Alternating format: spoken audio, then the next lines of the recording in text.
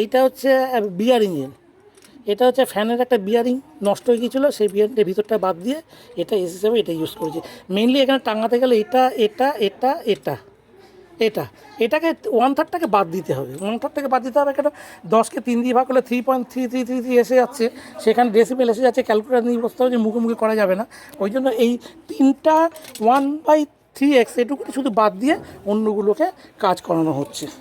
আমি ওজন যখন করব তখন আমি এটাকে আবার বিস্তারিতভাবে বোঝাবার চেষ্টা করব। এই হচ্ছে এটা ওজন মেশিন, এটা ওজন করা হবে।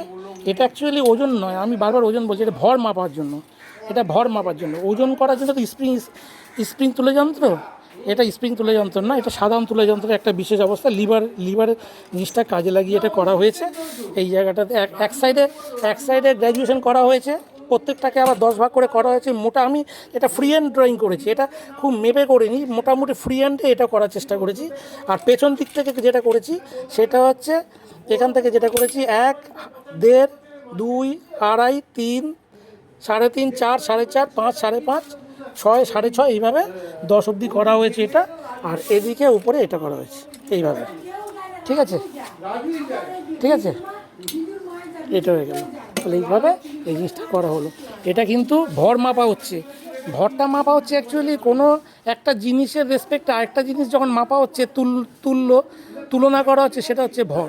পৃথিবী অভিকর্ষ যে ত্বরণের মাধ্যমে যে টানটা পড়ছে সেটা স্প্রিং তুলে যন্ত্র দিয়ে মাপা হবে।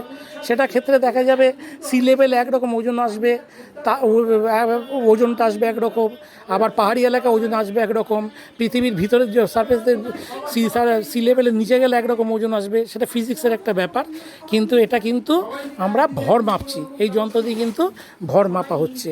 যেহেতু একদিকে একটা ভর রাখা হচ্ছে, আরেকদিকে একটা ভর রাখা হচ্ছে, এটা লিভার অ্যাকশনের মাধ্যমে জিনিসটা হচ্ছে। এখান থেকে যত ডিস্টেন্স বেশি যাবে ওটা তত ওজন কম থাকবে, তত ভরটা কম দিতে হবে।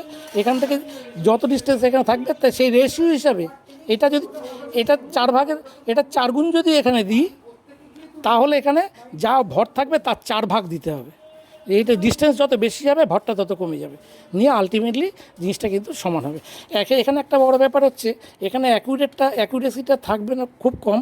যেহেতু এটা আমি হাতে মোটামুটি স্কেল দিয়ে মেজারমেন্ট করে কেটেছি, 1-2 মিলিমিটার এরার থাকবে, প্লাস মাইনাস 1 মিলিমিটার কি 1.5 মিলিমিটার, 2 মিলিমিটার হয়তো যাবে না, 1 মিলিমিটার কি 1.5 মিলিমিটার মতো ডিফারেন্স থাকবে।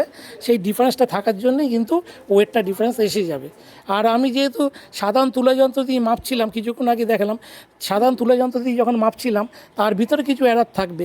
এগুলো ডিজিটাল দিলেও এরার থাকবে না তা বলবো না, ডিজিটাল দিলেও এখানকার জিয়ের মানের উপর নির্ভর করবে, এখানকার অভিজ্ঞতার ত্বরণের উপর নির্ভর করবে। ডিজিটাল সব জায়গায় সমান থাকবে না। আমার যে মাস্টার যে আমার যেটা বাটকারা রয়েছে তার রেসপেক্ট আমি করছি, কিছু এরার থেকে যাবে। কিন্তু এইবারে যখন আমি দেখি এই দিক থেকে যত বেশি আনবো তত এরার গুণ হতে শুরু করে দেবে। 1-এ রাখলে যা এরার থাকবে, 10-এর দিকে রাখলে পরে তার 10 গুণ এরারটা এসে যাবে। যাই হোক, এইভাবে একটা বানাবার চেষ্টা করলাম মোটামুটি। ঠিক আছে।